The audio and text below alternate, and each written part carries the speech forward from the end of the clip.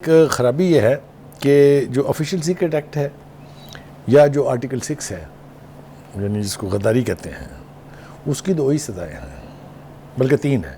ایک یہ کہ آپ بچ جائیں، آپ بری ہو جائیں، دوسری عمر قید ہے، تیسری سزائے موت ہے۔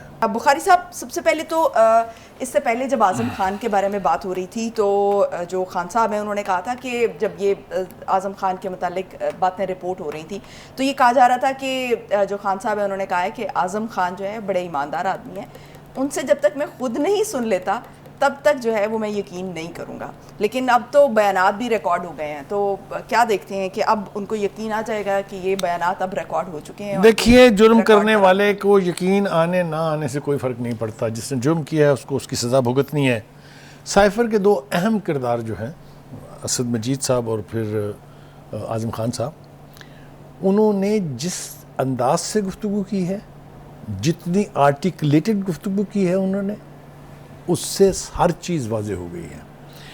جناب اسد مجید صاحب جنہوں نے وہ سائفر لکھا، وہ یہ کہتے ہیں کہ دھمکی اور سازش کے تو الفاظ تک استعمال نہیں ہوئے پورے سائفر میں، مگر جس طرف انہوں نے اشارہ کیا ہے کہ ہوا کیا ہے وہ یہ کہ یہاں کی جو سیاسی قیادت تھی انہوں نے اپنی مرضی کے معنی اخذ کیے اس کا سب سے بڑا قصوروار شخص جو ہے اس کا نام شاہ محمود قریشی ہے۔ Shah Mahmood Qureshi must be tried under article جو بھی ریلیونٹ ہے، میں پتہ مجھے ہے لیکن میں دہرا نہیں رہا ہوں، for violating the constitution, for violating the official secret act, because انہوں نے وہ غلط ترجمہ کروایا جس پر عمران خان صاحب نے اس کو خریدا، اس ترجمے کو، یعنی اس کو اعتبار کیا، اور پھر وہ جس انداز سے کاش کوئی وہ فوٹیج چلا دے، وہ اب جو کہتے ہیں نا کہ جی میں نے تو خالی کاغذ لہرایا تھا سوری، اس کے ساتھ جو گفتگو انہوں نے کی تھی کاش وہ ہم لوگوں کو دکھا سکتے۔ وہ اس کے کانٹینٹس بیان کر رہے ہیں۔ دیکھیے، سائفر از اے سیکرٹ ڈاکومنٹ سوری، اسی لیے وہ آفیشیل سیکرٹ ایکٹ میں آتا ہے۔ اس کے مندرجات اگر آپ عوام تک شیئر کریں گے تو آپ کے جرم کے لیے کسی ثبوت کی ضرورت باقی نہیں رہتی ہے۔ حکومتی لیول کی چیز ہوتی ہے۔ ایک تو یہ ہو گیا، ٹھیک ہے جی۔ میں سمجھتا ہوں کہ اسد مجید اور اعظم خان کے جو بیانات ہیں وہ عمران خان صاحب کے خلاف اوپن چارج شیٹ ہے، اور اس کے جو کانٹینٹس ہیں چارج شیٹ کے، دے آر انڈینائیبل۔ آپ اب اسے کسی عدالت میں کسی وکیل کی ہنرمندی سے اس کو غلط ثابت نہیں کر سکتے۔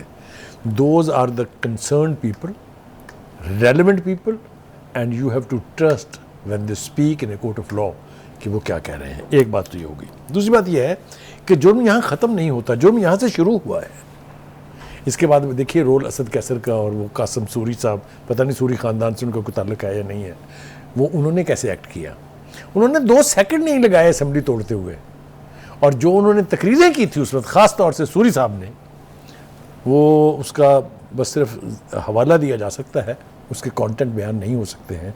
وہ اپنی وفاداری کے چکر میں trying to be more loyal than the king, انہوں نے کیا کچھ کہا، ان کو بھی قیمت چکانی پڑے گی۔ یہ میں آج اب ذمہ داری سے اس پروگرام میں کہہ رہا ہوں، قاسم سوری صاحب جو ہیں وہ اس اطمینان سے نہ بیٹھیں کہ ان کو کسی نے نہیں پوچھنا ہے، ان کی باری آنی ہے۔ ایک ہو گیا۔ اب آ جائیے جناب، اس کے بارے میں جو مزید گفتگو کرنا ضروری ہے وہ یہ کہ اسد مجید صاحب یہ کہتے ہیں کہ جو کچھ بھی یہاں اس سائفر کے ساتھ کیا گیا، اس نے پاکستان کے ڈپلومیٹک کمیونیکیشن سسٹم کو برباد کر کے رکھ دیا ہے۔ No one will trust you now.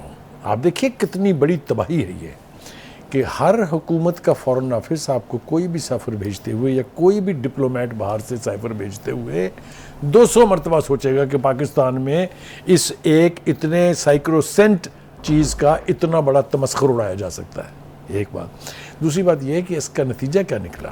اس کا نتیجہ یہ نکلا کہ ایک سپر پاور کے ساتھ جو ہمارے 70 سال پرانے اتحادی ہیں، ان کے ساتھ تعلقات کے اندر جو بگاڑ آیا، بات تو بہت بگڑ جاتی نا اگر اگلے والوں نے فوری طور پہ سنبھال نہ لی ہوتی۔ تو یہ سارا کچھ جو ہے یہ انہوں نے خان صاحب نے کیا ہے پاکستان کے ساتھ۔ اسد مجید صاحب اس کی تفصیل مزید بتاتے ہیں۔ وہ یہ کہتے ہیں کہ ایک تو یہ کہ یہ نہیں کہ وہ اچانک میرے پاس آئے اور انہوں نے کہا باز کرو اپنے پرائم منسٹر کو، وہ کہتے ہیں ملاقات پہلے سے طے تھی۔ اس کے اندر ایک اور ڈپلومیٹ بھی ان کے ساتھ جو جونیئر لیول کا موجود تھا، اور جو گفتگو ہوئی اس پر مبنی سائفر کو اگر اجازت ہو کہ اوپن کر دیا جائے تو وہ کہتے ہیں کہ وہ کچھ نہیں ہے اس میں جو شاہ محمود قریشی صاحب نے اخذ کیا، جو عمران خان صاحب نے تسلیم کر کے اس کو آگے بڑھایا اور پوری ایک کمپین بلڈ کی۔ اس میں ثبوت کی ایک اور وجہ سے بھی ضرورت نہیں ہے عظمیٰ، آپ دیکھیے جنہوں نے یہ لہرایا تھا انہوں نے بعد میں یہ کہا کہ that is behind our back, ہمارے تو تعلقات بہت اچھے ہونے چاہیے ان کے ساتھ۔ پھر ان کے ڈپلومیٹس کے ساتھ بیٹھ کے آپ کی پوری لیڈرشپ نے میٹنگز کی۔ خود خان صاحب بھی امریکن ایمبیسڈروں سے ملتے رہے ہیں، وہ اب تفصیلیں اس کے بعد ملتے رہے، تفصیلات سامنے آ رہی ہیں، یہ سب کچھ ہم کو پتہ چل رہا ہے۔ تو having said that, Azam Khan صاحب نے اس کی دوسری ڈائمنشن بھی بتائی ہے۔ انہوں نے کہا کہ یہ ڈرامہ سارا گھڑا اس لیے گیا، جس کے آتھر جو ہے مقامی طور پر شاہ محمود قریشی تھے، کہ جو عدم اعتماد کی تحریک ہے اس میں اس سے بچنے کے لیے اسے اپوزیشن کے خلاف استعمال کیا جائے۔ یہ وہ تفصیل کے ساتھ بیان کر رہے ہیں، اور وہ یہ کہتے ہیں کہ پی ٹی آئی کا منشا یہ تھا کہ فوج کو اس میں ٹارگٹ کیا جائے اور اس کو ملوث کیا جائے کہ جی وہ بھی شامل ہے اس سازش میں۔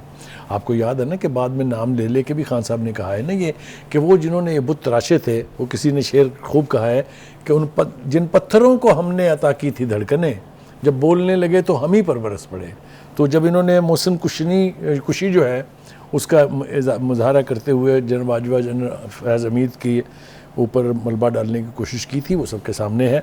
میں سمجھتا ہوں یہ کہ سائفر کیس جو ہے یہ اس کو مکافات عمل آپ کہہ سکتے ہیں کہ جب آپ کسی دوسرے کے لیے گڑھا کھودتے ہیں تو پھر گڑھا آپ کے لیے بھی تیار رہتا ہے۔ ایک تو یہ ہو گیا جناب۔ ٹھیک، تو بخاری صاحب یہ انیشیٹ جو ہے، یعنی کہ یہ جو مشورہ ہے وہ قریشی صاحب نے دیا تھا، یعنی بالکل اس میں کوئی وہ کہہ رہے ہیں اعظم خان صاحب، سابق وزیر خارجہ شاہ محمود قریشی سائفر معاملے پر چیئرمین پی ٹی آئی کو پہلے ہی آگاہ کر چکے تھے، یعنی ابھی سائفر جو ہے وہ ان تک پہنچا نہیں ہے۔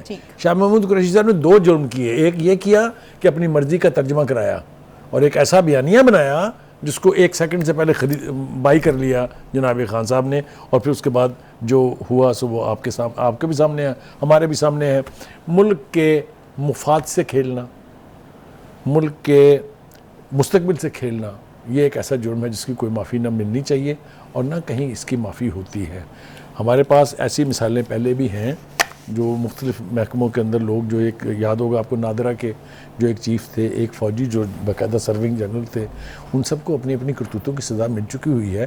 تو کوئی ایکسیپشن نہیں ہونی چاہیے کسی ایسے شخص کے لیے جو پاکستان کے مفاد سے کھیلے، جو پاکستان کے مستقبل کے ساتھ کھلواڑ کرے۔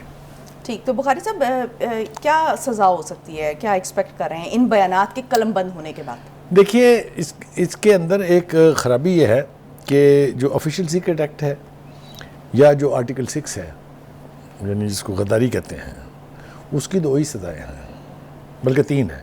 ایک یہ کہ آپ بچ جائیں، آپ بری ہو جائیں، دوسری عمر قید ہے، تیسری سزائے موت ہے۔ No one will wish such a punishment for anyone, جس کا کوئی قصور نہ ہو، لیکن جنہوں نے ملک کے ساتھ کھلواڑ کیا ہے ان کے لیے دل میں رحم نہیں ہونا چاہیے، because Pakistan is more important than individual. یہ بات ہم کنوے کرنا چاہتے ہیں اپنے اس پروگرام کے ذریعے سے بھی، اور ہر پاکستان کو اس کا ادراک ہونا چاہیے کہ کوئی شخص اتنا بلند نہیں ہے جو پاکستان کے اوپر، جس پر پاکستان کو قربان کیا جا سکے۔ That's all I want to سے۔